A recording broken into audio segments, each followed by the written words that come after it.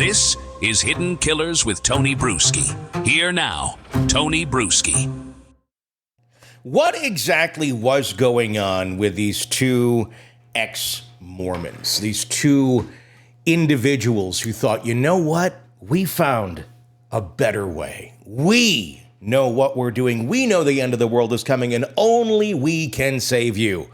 But first, we got to kill our kids because they're zombies, and there's those exes that are kind of in the way. There's a lot of them that we got to do first. But obviously, we know how this worked out. Chad and Lori Daybell, both convicted of murder, both spending the rest of their lives in prison. But what the hell was going on? How did they get there? What is their belief system that allowed them to think it right to take the lives of their own kids and their exes and pretty much anybody that got in their way? That's what we are going to break down here for you today. It's easy to get little pieces here and there, and, well, they were kind of crazy, but we are going to dive deep into their belief system. We're going to break this down into multiple parts. A 4-part series here is what we're going to be doing, breaking down step by step what the hell went on in this situation and try to help you wrap your mind around as best as you can, because it's hard, what was going through their minds. It's a trippy journey that we are about to go on. So buckle up. Get a beverage and open your mind. just don't become a cult member after hearing all this. Don't walk away from this going, oh, these seem like good thoughts. These are legit. This is all great. No. So imagine this. Someone who walks into your life and tells you that they have spoken to God, like directly. Not just in prayer, not in some abstract, I feel spiritually inspired kind of way, okay? Not talking about that, but actually claims they have conversations with heaven, the way you might deal with an old friend over coffee or ordering something at the drive-thru. They say they know the future, that they've lived multiple past lives, and that the world is ending very, very soon. And conveniently, they also say this is the best part. If you're around them and you're like, okay, I believe all this. Good news, they have been personally chosen to lead the righteous few into salvation. And when that happens, what do? Well, you got to follow them. You got to do what they say, what they need. Nothing bad could ever happen about this. Don't mind all the dead people connected. It's all good. It's all good. Now, most people would raise an eyebrow at this, maybe check to see if that person is carrying a Bible or just a lot of unpaid parking tickets. But what if that person wasn't just some random doomsday prophet on a street corner? What if they were a devout member of your own faith? Someone who spoke your religious language, quoted scripture in ways that sounded convincing, and found just enough real doctrine to twist it into something else. That is exactly what happened in the case of Chad and Lori Daybell in a nutshell. Here's where we go deeper into exactly what went on with Chad and Lori Daybell. To understand how they went from being ordinary members of the Church of Jesus Christ of Latter-day Saints, Mormons, as they're commonly known, to becoming the leaders of a self-styled doomsday cult that justified murder in the name of their beliefs, we need to go back to the faith they originally came from, because while the LDS Church has its own well-established teachings about prophecy, the second coming, and personal revelation, what Chad and Lori created was something entirely different. Their version was a Frankenstein monster of doomsday obsession, reincarnation theories, and self-declared godhood, stitched together with enough Mormon-sounding doctrine to fool some into thinking this might be legit. If the world's ending, they got that place out there in Rexburg. What could be wrong? But it wasn't. And the LDS Church never taught the teachings that they claimed. So let's start with the real, okay? Mainstream LDS faith, and do a bit on that, okay? To help understand what that system of belief is. The actual doctrine, not the Chad and Lori remix, because if we don't understand what Mormonism actually teaches, we can't fully grasp how far off the deep end these two actually went. So we're going to start over here. Like I said, this is a long piece. If you want to get this all in 10 seconds, you're not going to, because this takes a lot of constructing. Mormonism, at its core, is a Christian restorationist movement, if you will. It began in the early 1800s with a man named Joseph Smith, a young man from upstate New York who claimed to have been visited by God the Father and Jesus Christ. No video cameras back then, so there's no proof. But you got to believe him. According to Smith, the divine encounter led to a series of revelations, which culminated in the publication of the Book of Mormon and the establishment of a new Christian church in 1830. Today, that church, the Church of Jesus Christ of Latter-day Saints, has around 17 million members worldwide. At the heart of LDS doctrine are some key beliefs that, for the most part, align with traditional Christianity. There is one God. Through LDS teachings, it includes a concept of God having a physical body and existing in the hierarchy of divine beings. Jesus Christ is the Son of God, the Savior of the world. The Bible and the Book of Mormon are both considered scripture, alongside additional LDS texts like the Doctrine and Covenants and the Pearl of Great Price. Prophets still exist today. Unlike many Christian denominations that see prophecy as something that ended with the Bible, LDS doctrine teaches that God continues to speak through a living prophet who leads the church. That's different than a lot of other Christian religions because they don't believe that so much, which also, in my view, tees up Chad and Lori and everybody else who stems off of this into their own world to believe that they are their own prophets. It allows them to get there, and the second they get there and start going down that road of saying, well, I think I'm that, you're out of LDS.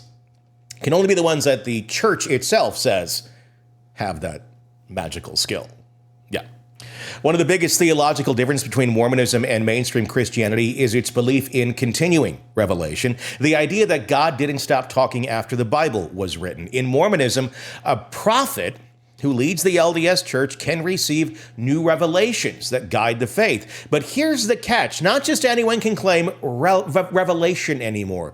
Personal revelation, hearing from God in prayer, is encouraged, but it's supposed to be limited to your own life and responsibilities. So if he tells you something about your neighbor, your community, your dog, it's your own deal. Maybe you can tell your neighbor, but you can't start a cult. They don't like that. They want to keep, they want to keep the coffers full. They don't need you going out there and, starting your own thing. A random church member can't just declare that God told them to rewrite doctrine. If someone claims to have divine instructions that contradict church teachings, the LDS Church would see that as false because, of course, they control the narrative. And this is where we start to see the gap between mainstream Mormonism and what Chad and Lori believed. And if you think LDS on its own is kind of out there, you're not alone. They didn't just believe in personal revelation. They believed that they had a direct, They believed they had a direct hotline to heaven. Yes, like a, 911 call to heaven or a 411. Maybe not always emergencies, or maybe just an 800 number or an 888 or something. They believed they had that direct hotline to heaven that gave them higher authority than the actual church leadership. In their minds, the president of the LDS Church, the man 17 million people see as their prophet, was just some old guy in Salt Lake City. Which he is. Well, they were the ones actually receiving God's real messages. Neither is true. That's how it always starts in these breakaway religious movements. Someone decides that the established leadership is too weak, too slow, too blind to see the real truth. And in Chad and Lori's case, that real truth was an apocalyptic vision where the world was about to be destroyed. They were chosen to gather the righteous, and anyone who stood in their way was an obstacle, an enemy to God's plan. Let's talk about the end times, because this is where things get really interesting. Like many Christian faiths, Mormonism teaches that Jesus Christ will return to earth. This is called the second coming, and LDS doctrine describes a series of prophesized events that will precede it. Like the red carpet. Oh, who's got their outfits as they're going to the pearly gates? Would you look at that, Kanye? I'm sorry, you found the wrong gate. These include wars and chaos, natural disasters, the spread of wickedness and corruption. Things that have been going on throughout all of history. So virtually every generation can go, it's the end. This is the worst time. Because, humans are really great at perspective and history. Okay, no, they're not. The gathering of the righteous in Zion and the resurrection of the dead. Sounds familiar, right? Because if you've ever heard a doomsday preacher talk about the end of the world, it's usually a variation of this same sort of theme. What makes Mormonism unique is that LDS doctrine places special emphasis on the role of America in this scenario. Because the Bible had a lot about America in it. Oh, wait. According to Mormon teachings, the righteous will gather in Zion, which is believed to be centered in Jackson County, Missouri. Yeah, but Jackson County, Missouri didn't really want them to have the whole, temple and everything there. So they had to be banished out to Utah. But Jackson County, Missouri, just so you're aware, when the world ends, everybody head there. But here's the thing, LDS leaders have consistently taught that no one knows exactly when the end times will happen. There's no set date. There's no countdown clock. Church members are encouraged to prepare spiritually, sure, but not to quit their jobs, abandon their families, or start stocking up on canned goods like the apocalypse is next Tuesday. Oh, wait, that part Mormons do. I live in a house where Mormons once lived, and the room right over there was a doomsday shelter with all the canned goods you could possibly need. It was like a small Aldi's. But Chad decided he had the inside scoop on the apocalypse, because when you get the inside scoop, you gotta take it. And Lori believed every single word of it, unlike the LDS Church, which takes a we'll see what happens approach at the end of times. Chad was handing out specific timelines, like a fortune teller with an overactive imagination. He claimed that through his visions, he knew exactly when the world was going to end. July 2020. Oh shit, we passed that date. And because the clock was ticking, Chad and Lori believed that, certain people needed to be removed from the picture to make way for their grand mission. Like you do when the world ends. Let's go kill people. That's how their belief system went from being just another fringe interpretation of Mormon doctrine to something far more dangerous. Creative, albeit. Because when you convince yourself that God has given you a personal mission, and that mission is so urgent, it overrides all morality, that's when people start dying. Chad and Lori didn't just step outside mainstream LDS beliefs to the name of love. They bulldozed right past them, waved goodbye, and built their own religion on the wreckage. They borrowed the language of Mormonism, the prophecy, the second coming, the idea of righteous gathering, but kind of twisted it into something a little bit unrecognizable. And once they believed they alone had the real truth, they saw themselves as untouchable. The LDS Church? Just a clueless institution that didn't see the signs, despite the fact that they broke into it a few times to create their own little, I don't know what you'd call it. I would say ceremonies, I guess, so to speak. Weird, dark ceremonies that they weren't supposed to be doing in the LDS Church.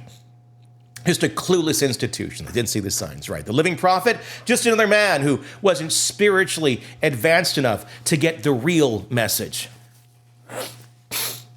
The people in their lives who questioned them, obstacles, zombies, people who needed to go. Once they believed that, there was nothing stopping them. Now let's talk about the man who started it all, the self-proclaimed prophet at the end of all times, Chad Daybell. Because before he met Lori, before the murders, before the national headlines, Chad was just a small town guy with a fascination for death. He was a grave digger, yes. A knack for writing apocalyptic fiction and a dangerous habit of believing his own stories. You know, that guy. Chad always had one foot into the next world, even before he became the self-proclaimed prophet of the end times, before he convinced a handful of followers that they were warriors in a battle between light and dark, before the bodies were found buried in his backyard. Chad was obsessed with death and what came after it. It wasn't just a passing interest. For Chad, the afterlife was as real as the ground beneath his feet. He believed he had personally glimpsed it. Not once, but twice. Through two near-death experiences that in his mind gave him special access to divine knowledge. It was those experiences that shaped everything that followed. His books, his lectures, his growing sense that he had been chosen for something greater. It was also those experiences that set him apart from the average everyday Mormon, because while millions of LDS believers accept the teachings of an afterlife, resurrection, and spiritual realm, they don't claim firsthand knowledge of it. Chad did. That's where his story begins. According to Chad, his first near-death experience happened when he was a teenager. He was cliff jumping with friends when he miscalculated the distance and hit the water hard. In that moment, he claimed his spirit separated from his body. He said he saw himself floating above, watching the scene below as his friends scrambled to help him. But instead of typical near-drowning experiences, Chad said he felt himself cross into another dimension, a place beyond the veil of morality. And while he came back to his body, he believed something had changed. He had been given a glimpse of what most people would never see. And that meant he was different. The second near-death experience came in his 20s. Chad was working as a gravedigger at a cemetery in Utah. Yes, really.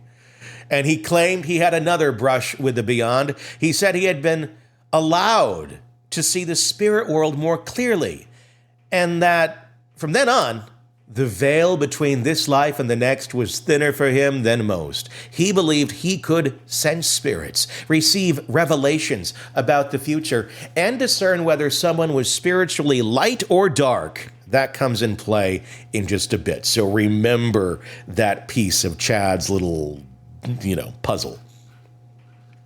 Most people have tucked those experiences away as something a little strange, personal, maybe written them down in a journal, maybe shared them in a testimony at church once or twice. But Chad built a career on them. He found a way to make that, well, I guess kind of lucrative. Although a lot of people did not buy his books. But it started with books. In the early 2000s, Chad began writing a series of novels loosely based on LDS prophecies about the end times. His first big one? The Grand Gathering. It imagined a world where faithful Mormons would be called to leave their homes and gather in safe zones before society collapsed. His later books, like Standing in Holy Places, expanded on the idea. Wars, earthquakes, government breakdown, the righteous being led to safety by those who had been chosen. The books weren't outright doctrine, but they were close enough to actual LDS teachings about the second coming that they found audience among believers who were fascinated by end-time speculation. This guy seemed to know a lot about it. And Chad made sure to market himself as more than just a fictional writer. He didn't claim to be a prophet outright yet, but he also didn't present his books as pure fantasy. Instead, he leaned into the idea that they were inspired by true visions. He spoke at small gatherings of LDS preppers, people who believed in stocking up on food, water, and supplies for the last days.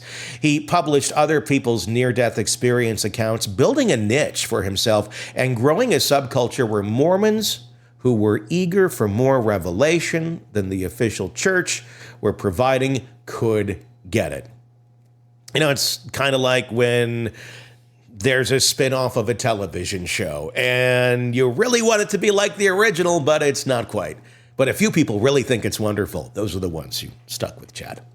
At this point, Chad still looked like a standard member of the LDS Church, just one who happened to be deeply interested in prophecy. He wasn't standing on the street corners in robes predicting the end of the world. He was just a quiet man in a suit, a father, a cemetery sexton, an author whose books had a small but dedicated following. But behind the scenes, his ideas were becoming a bit more extreme. And he wasn't the only one heading in that direction. In the mid-2010s, Chad became involved with a group called Prepping a People, a movement that was part of LDS, part Doomsday Prepping Network. It wasn't an official church group, far from it. It was an independent organization that hosted conferences, podcasts, lectures for Latter-day Saints who wanted to hear about modern prophecy. The official LDS Church generally avoids setting specific dates for second comings, but groups like Prepping a People had no such hesitation on this. They thrived on the idea that the world was on the verge of chaos and that the faithful would need to gather and that only those with true spiritual insight would know when and where to go. And it also helped sell a lot of books. It was the perfect audience for Chad. And one of these conferences, Chad met Julie Rowe, another idiot. A fellow writer who also claimed to have a near-death experience. Julie's books detailed visions of America's impending collapse, and she had a devoted following among LDS preppers. She and Chad hit it off immediately. They compared notes about their experiences, and for a while, they promoted each other's work. Julie would tell her audience that Chad's books were divinely inspired, and Chad would say the same about hers. A little cross-promotion of the end of the world. But eventually, even Julie thought Chad was going a bit too far. Around 2018, Chad's ideas took a sharp turn. He was no longer just writing about fictional characters receiving divine warnings. He was telling people that he was receiving them personally. Yes. He believed he had a unique spiritual gift, the ability to text back and forth to God directly, only through Messenger on Apple products, though. Okay, no, that's not true. The ability to see people's past lives, to rank their spiritual status, and to determine whether they had a place in God's chosen army.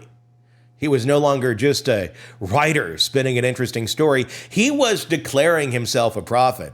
Because why not? People are already thinking you got this divine connection, and if that makes your narcissism a little bit happier, go for it, right? Julie distanced herself from Chad. She later said that she felt something was off, that Chad was inventing visions to gain power.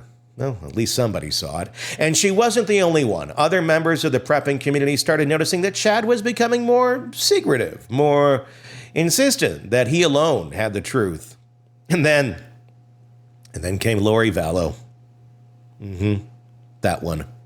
Lori was exactly the kind of person Chad was looking for, someone already primed to behave and believe in personal revelation, someone who was fascinated by the idea of being one of the chosen, someone who wanted to feel special, powerful, and exalted. When Chad met her at a Preparing the People event in 2018, it was like a match hitting gasoline, because now Chad wasn't just writing books about apocalyptic heroes and their divinity-guided missions. He was claiming to be living it. And Lori, in his mind, was part of that mission, or he just wanted to get her in bed. That was the moment Chad fully crossed the line from a man writing doomsday fiction to a man who believed his own story was real, or he just wanted to get Lori in bed. His visions became more specific. He claimed to know the exact timeline of the world's collapse. He told Lori that they had been husband and wife in past lives.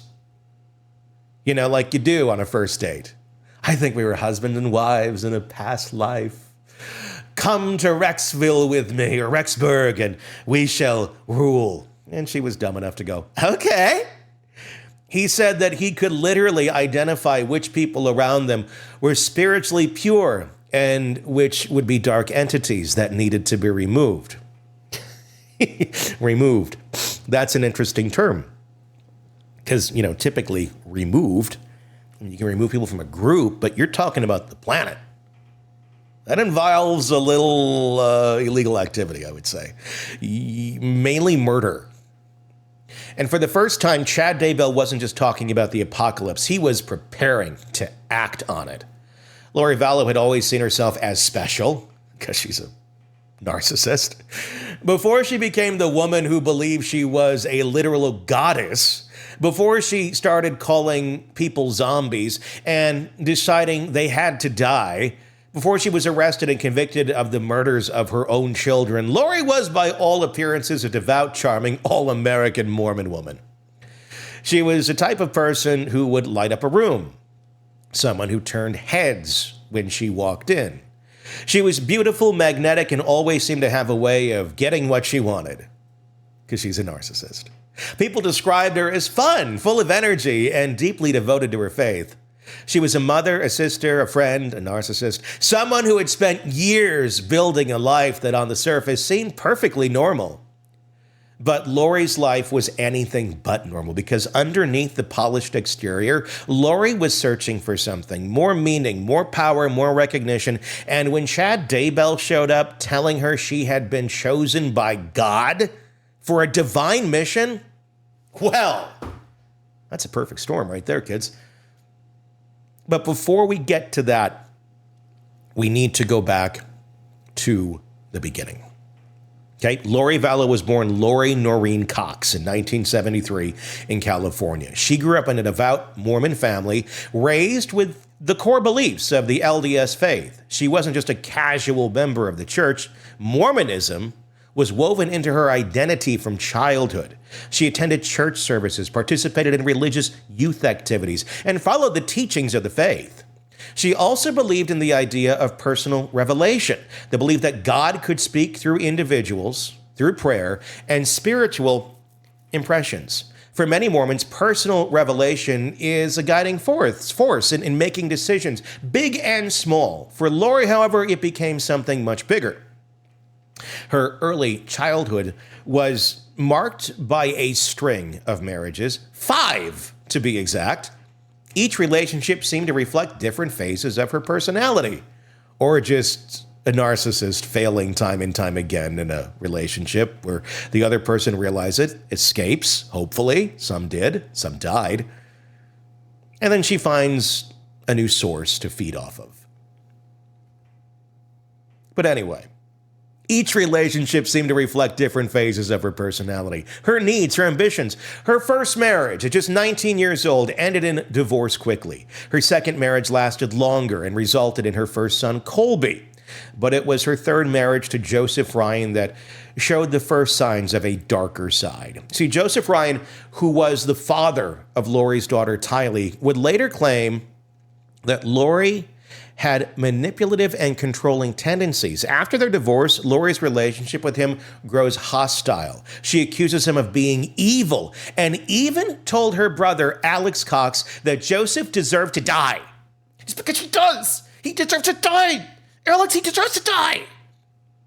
Can't you just see this?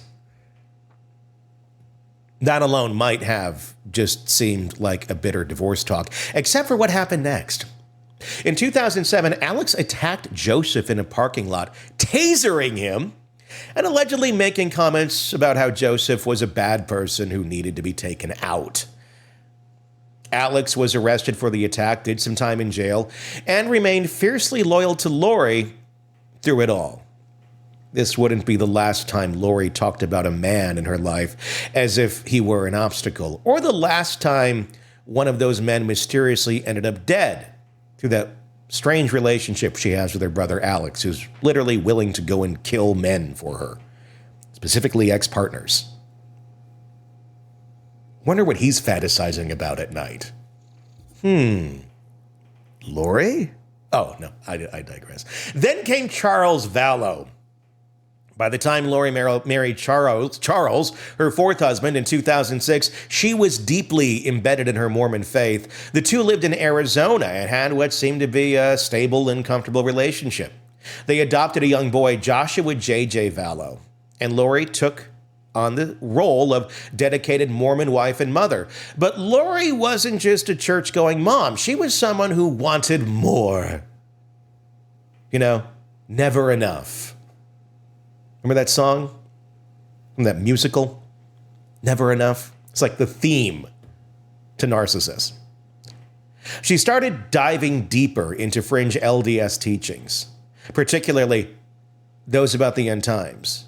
She joined LDS study groups that focused on personal revelations, prophecy, and hidden spiritual knowledge, teachings that weren't necessarily in line with mainstream Mormon doctrine, but existed on the edges, where speculation and faith blurred together.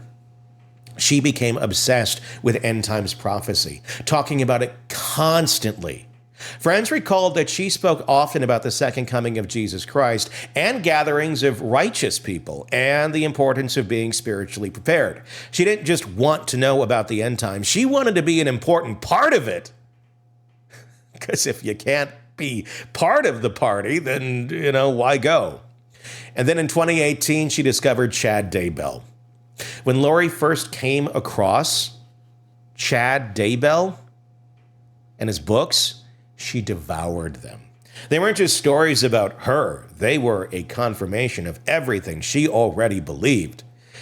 He was a man who claimed to have first-hand visions of the end times, someone who understood the urgency of the coming destruction, someone who could provide her with the missing pieces she had been searching for.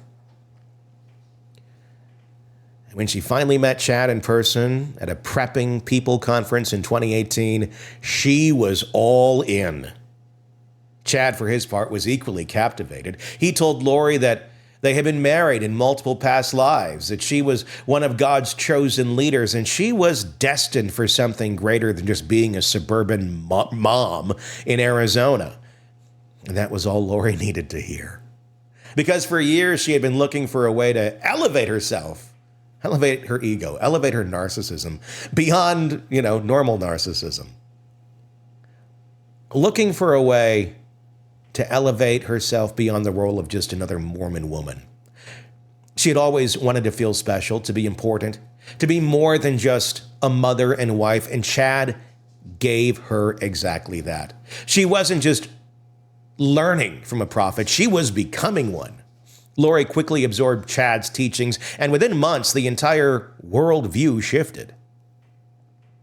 She started seeing herself as divine, someone who had been placed on earth with a unique and powerful mission. She wasn't just a follower of God's plan, she was at the center of it. She began referencing to herself as a goddess, claiming she had been sent to lead the 144,000 people, the righteous, who will be gathered before the world's destruction. She believed she was no longer just a mortal woman, but someone who had transcended normal human limitations. Like you do after reading books from a subpar author at an end-of-world conference. Seems legit. As she sank deeper into those beliefs, her view of her own family began to change. People who had once been important to her husband, her children, relatives, they became secondary to the mission, and she started seeing them not as loved ones, but as obstacles. If they didn't believe in her divine calling, if they questioned her identity, then they were holding her back. She even started talking about people in spiritual terms, classifying them as either light or dark. Those who supported her and Chad, light, of course. Those who doubted her, dark. And the ones who were dark, they weren't just misguided or lost. They were zombies. Yes, Lori had completely disconnected from reality. Her devotion to her family, her marriage, and her role as a mother meant nothing compared to her belief in herself as a divine being. And once she believed that, once she truly thought she was above the rules of morality, law, and basic human decency, there was no turning back. Because a goddess doesn't answer to anyone. And when people got in their way, she had no problem removing them from her life.